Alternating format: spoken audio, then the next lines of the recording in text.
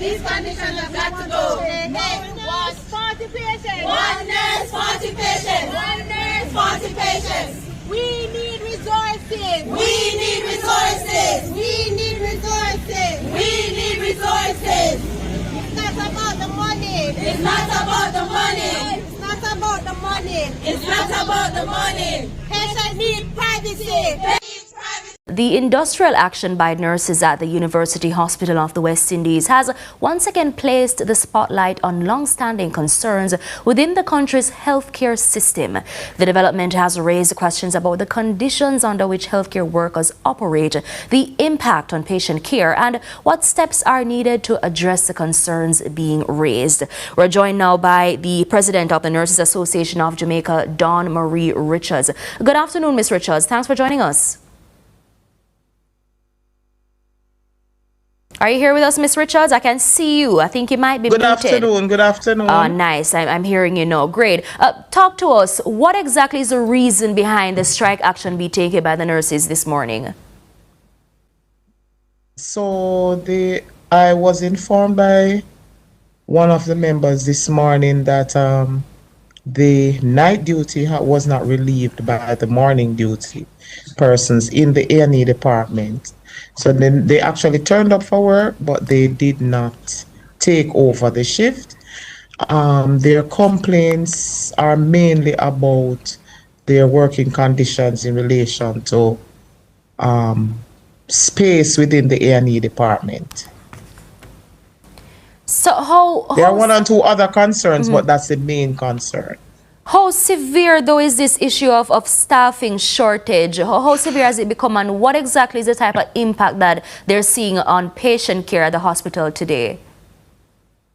In relation to staffing, the staffing could be better, but the amount of staff at this time is not the issue for the department.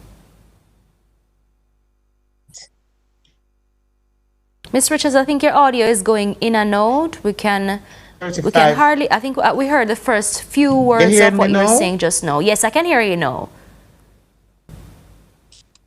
All right, the staff, you hear me better? Yes, awesome. Yes, I can hear you now. Right. So the staffing is not really, it's not very bad as in other areas, right? The staffing is better than in other areas, but the amount of patients that are in the area is the very bad part.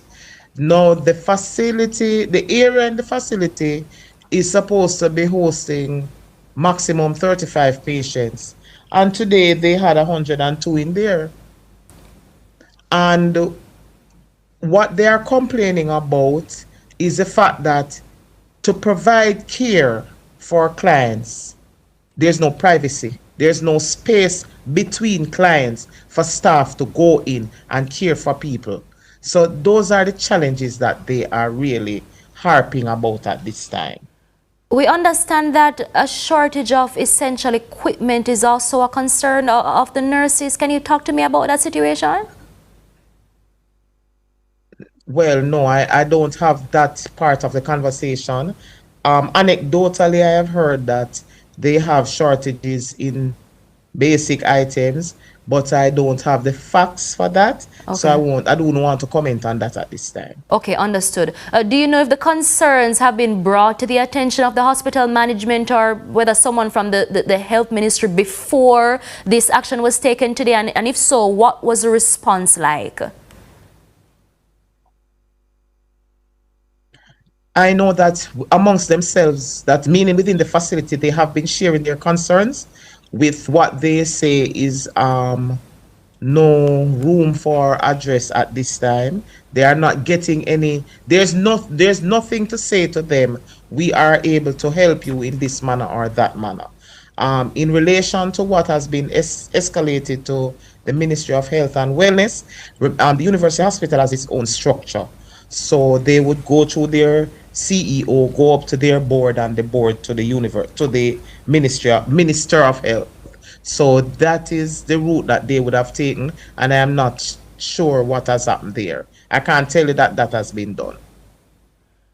So the overcrowding that you mentioned earlier, you said usually there's supposed to be like a 35 patients in the unit, but you said earlier today there was 102. What exactly is the NHA planning Yes. to do to help address this problem?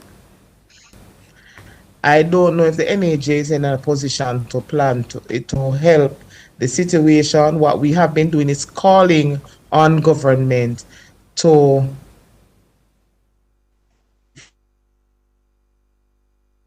facilitate not just a university matter.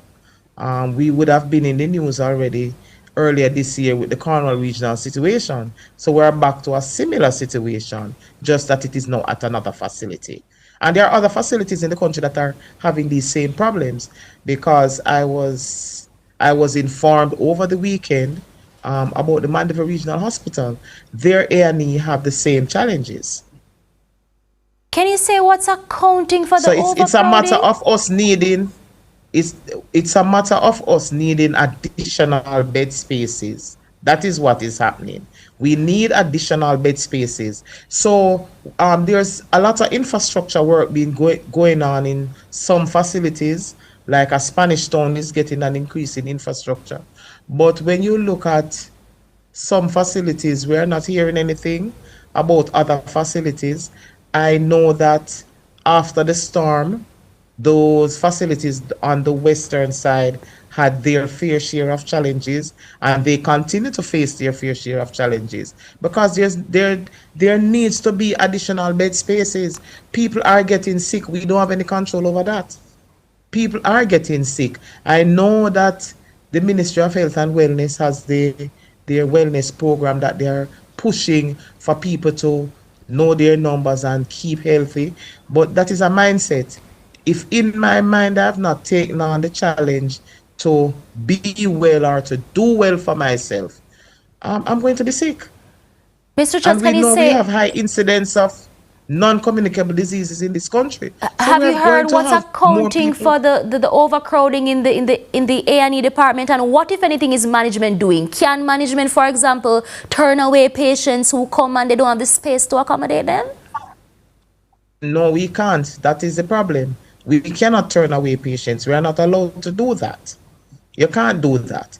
If somebody comes to you and they are not well, and you know that they are not well, you see that they are not well, you can't turn them back. You can't turn them back. But the A&Es are crowded because the wards are crowded. We need more space. We need more space. Can you say how long the nurses will be striking for? Is this a one-day action, the entire week? Any word on that? No, I don't have any word on that. I'm in dialogue with them, and we will discuss further. But it is not, it is an awareness. It is an awareness that is taking place today, just an awareness.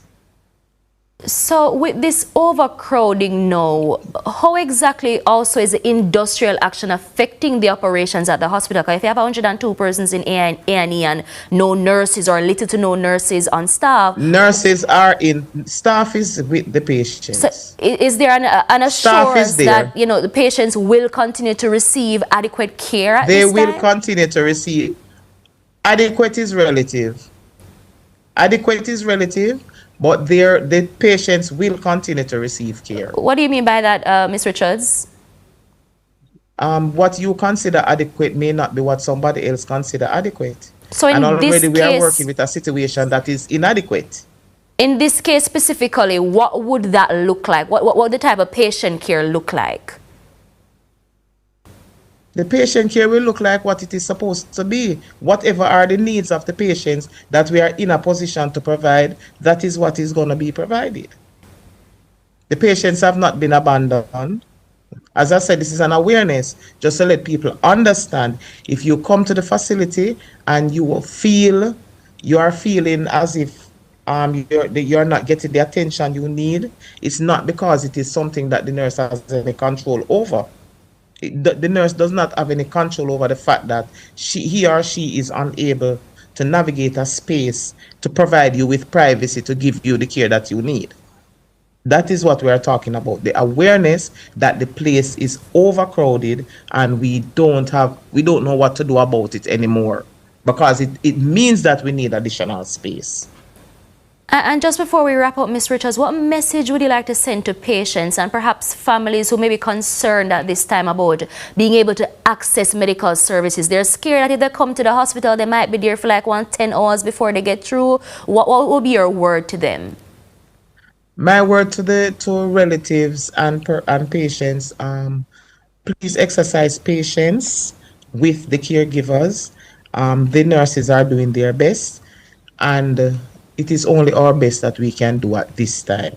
There are going to be gaps. You are going to face gaps, but we are asking persons to exercise patience. All right, thank you so much. That was President of the Nurses Association of Jamaica, Dawn Marie Richards. Thanks so much again for sharing with us this afternoon, Ms. Richards.